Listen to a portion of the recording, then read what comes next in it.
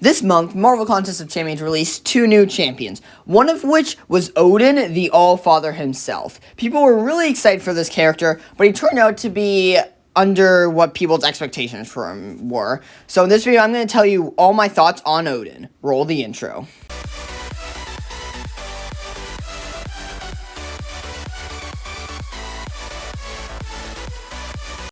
So guys, Odin was just released into the game, and many content creators who have access to this content creator program made a ton of videos about him as normal, and in this video I'm telling you what I think of this champion.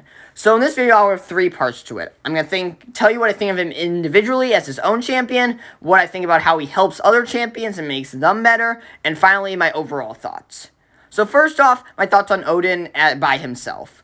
So my overall thought on this is he is an average character. He's a middle-of-the-pack champion, a lot of better champions, and also a lot of champions who are worse than him. On the subject of his damage, he has decent damage when you win a fight with another champion in between fights. He has very little utility. He has no immunities at all, which is annoying. His only real utility is his true strike off his special 1. But this special also doesn't have much damage and nothing else extra besides that true strike. And the true strike isn't permanent, it's only like a 7-second thing. Also on the he can also pause all of his buffs while within striking distance. So that is a nice thing to have that we haven't really seen before in the game. So this is something that's cool to have where you can pause your buffs when within striking distance. But again, it's sort of helpful, but it's not the greatest.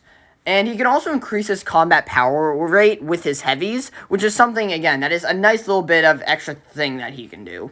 But the most annoying part about Odin is, of course, his Odin sleep. So the very first fight of every quest, he starts that fight with a Fury and an armor up. But this will not happen in the next fight. You have to win at least one fight with a teammate before you can gain these effects again. And the thing is, his damage is atrocious without this Odin sleep. You can only get into his decent damage once you use this Odin sleep. So, you really cannot use this. If you want to use this guy, and have him be effective at all, you cannot use him multiple fights in a row, which is really annoying. And then his special 2 is where most of this guy's damage comes from, but it's not as much, except in a few specific pieces of content, because it also has a damage cap on it. The reason there's this damage cap is because it would be crazy damage if there was no cap, but the thing is, it's still like having a damage cap and reducing all that damage is just a really annoying thing. And then also his special 3 will make his buffs last a bit longer for the rest of the fight, and it will also gain a copy of all the previous buffs he had, but it's not too much of a help. You can duplicate that Fury, which is nice, but again, it doesn't do too much. So the problem is that he is horrible without his Odin sleep, and he's a decent champion with the Odin sleep effects. I feel like he should be a good base champion, and then he should become amazing with effects. But overall, by himself, Odin is an okay champion who can do a few things, but is not very effective. Now on to how he helps other characters.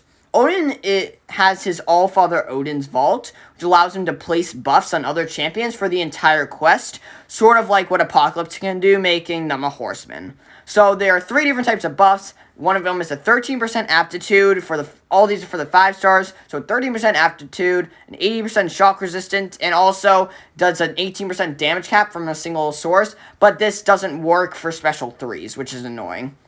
So the problem with this final one is you take a 5-hit combo to the face and you're at full health, you will have to go the rest of the fight at 10%, which of course is better than being dead, but still it's not that helpful. I would have much rathered if they just gave you 5 indestructible charges, or even maybe 4 indestructible charges. So that would have been nice, but instead, this damage cap, you have to be at 100% to do the rest of the fight at 10%. So it's not that big of a safety net. And then this can be used for all champions, which is a nice thing, but you can also stack these buffs with multiple Odins. So if you have like 4 Odins, you can get a ton of these buffs. So this can make some nice aptitude with Furies or anything else if you have 2 or 3 or maybe even 4 Odins.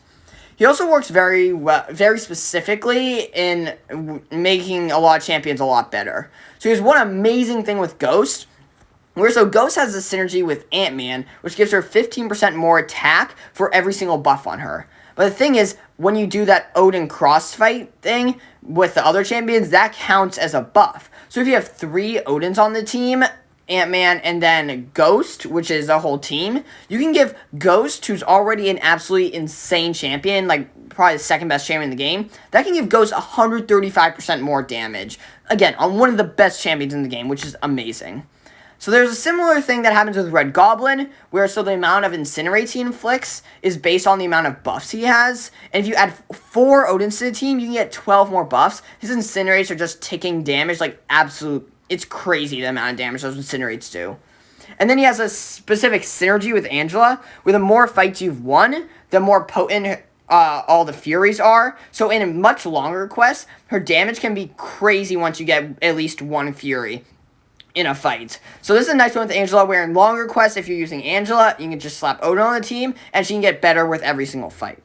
And the final way he helps the champion in a really big way is his synergy with Hela, which lets her double the amount of fury she gets when charging her heavy. And this synergy can make her one of the top 5 damage dealers in the entire game if you play with her very well.